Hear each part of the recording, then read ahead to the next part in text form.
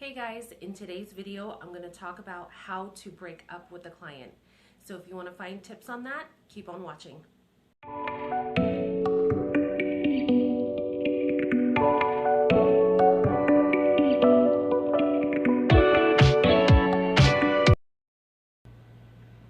Okay, so today I wanted to talk about clients that probably are not, the perfect clients and kind of how to let them go, or maybe things to say to them to kind of let them know that, you're not really happy with them.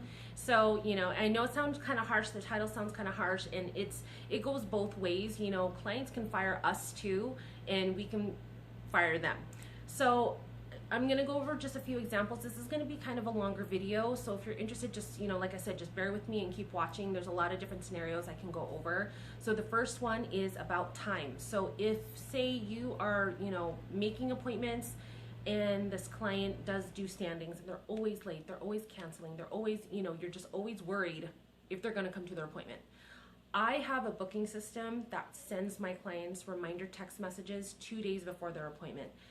It's no extra charge to them, but it's just something I pay for to help with my book. So I rarely get no-shows. I rarely get last-minute cancellations, and that's because my clients know I've kind of trained them early on. Like, I book out very far in advance. So if you want your particular time and day, I suggest you book ahead unless you're okay waiting, so that they just know.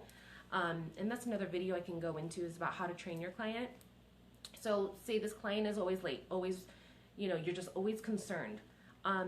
What I normally do is I kind of do a 3-strike thing. So I will give them, a couple chances. I will even send text messages the morning of, or give them phone calls just to give them a friendly reminder. And if they're still showing up late, I'll even tell them a different time. Like if their appointment's at 1 o'clock, I'll tell them if they can come at 12:45. Things like that, just because, I try to help them out. Some people just aren't great with time management, and I understand that. So I just try to help them out, give them a few chances, and I let them know, hey, make sure you're here on time if you can, because, I have someone right after you, and it just kind of runs my day off if anyone runs late. So if you can, please be here on time. So that's one way you can do it. Another instance is if a client is kind of a busybody when they're in your chair. So they're always stopping, taking phone calls, going to the restroom 10 times, always just having to be moving their hands, and it takes away from you doing your work.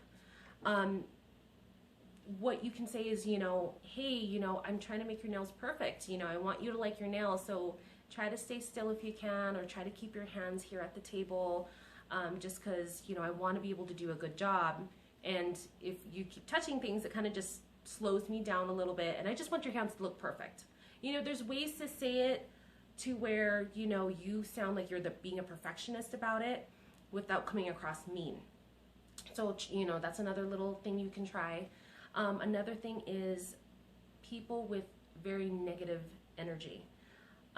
It's super important. So if you are a client watching this, just don't, come to any appointment, especially when you're so intimate with someone. You're touching someone's hand. Like us, we touch people's hands, and in a day you can see 8, 9, even 10 clients per day, and you're in a bubble together, you know what I mean? Face to face, really close for an hour. So whatever vibe you're going through as a client, we feel it and we take it in too. So as us, if we're dealing with someone that is very, very negative, and I'm not talking about like something bad happened in their life, like their puppy died, or, something kind of sad happened. We're talking about just like all the time. Every appointment, you're just very, very, very negative.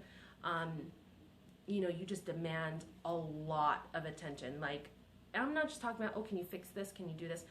I mean, as a nail tech, you know what I'm talking about. They just really, really drain you.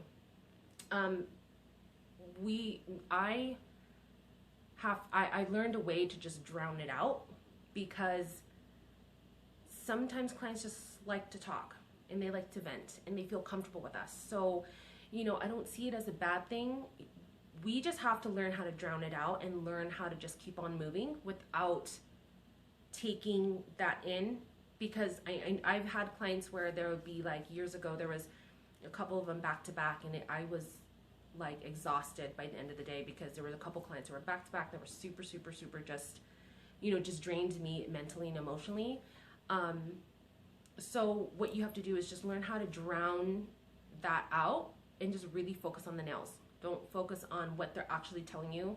I mean, listen to what they're telling you, but don't like take it in, if that kind of makes sense. You just have to learn how to kind of just keep working and, you know, just listen, but don't like absorb what they're saying, if that makes sense, and or absorb the energy, you know. So there's those kind of clients. There's the kind of clients that maybe bring kids, you know. I've been grateful that, very fortunate that my clients that do bring kids, they are very well-behaved kids, so that's awesome. I love the little kids that they bring. So, but there's been times when I've come into contact where a little kid would be in and out of everything in the salon. And I worked at a salon where they actually didn't allow kids in because one of the kids was, I don't know exactly the story, but running around, spilled coffee on himself because he was kind of running around the salon, and, you know, he got burned by the coffee. So it was kind of a big, you know, thing that they didn't allow kids in the salon unless they were receiving a service. So if your client does bring a kid, just kind of like remind them and say, oh, hey, you know, especially if it's a kid that may be a little rambunctious and kind of want to get into everything and, you know, holds up your service, you might want to tell them, say, oh, is, you know, Michelle, or whatever the little kid's name is the kid coming with you today? Say, okay, I just want to know because, you know, I might have to book extra time because I know we have to stop a lot. So it's not, you're not saying it in a mean way, but you're just saying it in a way like you're kind of hinting like, you know, hey, it's probably best if you don't bring your kid, or, you know, you're just kind of hinting a little bit. Or maybe you can even say, it's like, you know, my salon no longer allows children unless they're receiving a service. So I actually worked at a couple salons that did that. So that's kind of up to you how you want to say it, but you just don't want to get caught in a lie. So just keep that in mind. Another thing is how to actually fire a client. So say you've gotten to a point where you just can't handle it anymore. Whatever the scenario is, you just can't handle it. So I'm just going to start off with saying we are in a customer service industry, not only doing nails, but actually providing a customer service, because this is what makes us different from the average nail tech, or, you know, the other nail tech. We want to offer something that's going to be different. So you've done everything you could to please this client, and this client is still unhappy or still drained you, or still, I mean, you have anxiety about it, you know, like maybe it's been 6 months, 7 months, a year even, and you've put up with it for so long, and you're just like, I can't handle it anymore. I just can't handle it. Something's going to be your breaking point to get you there. You could just say, hey, whatever the person's name is, I think it's best, you know, I feel like I can't accommodate you anymore. Let me think. I feel like I can't accommodate you. I think it's, sorry guys. I feel like I can't accommodate you the way you should be accommodated. Here's a referral for so-and-so that can take you if you're interested in going to her. I feel like you deserve more attention that I'm able to give you. These are things that you can say. It's kind of a tongue twister, and it is hard to say it when you're nervous, because I just got nervous. Even just trying to tell you guys, it kind of made me nervous because it kind of brought me back, because I've had to let go of a few clients over the years, and it's the hardest thing. It's super hard. And, you know, actually I still see them. They come to other people in the salon, or I've seen them, you know, around, and hi, how are you? And I still say hi, and I still treat them like they are my client. So that's what I do with my clients, so they still feel like, I've had people want to come back even years later after I let them go. So things like that have happened.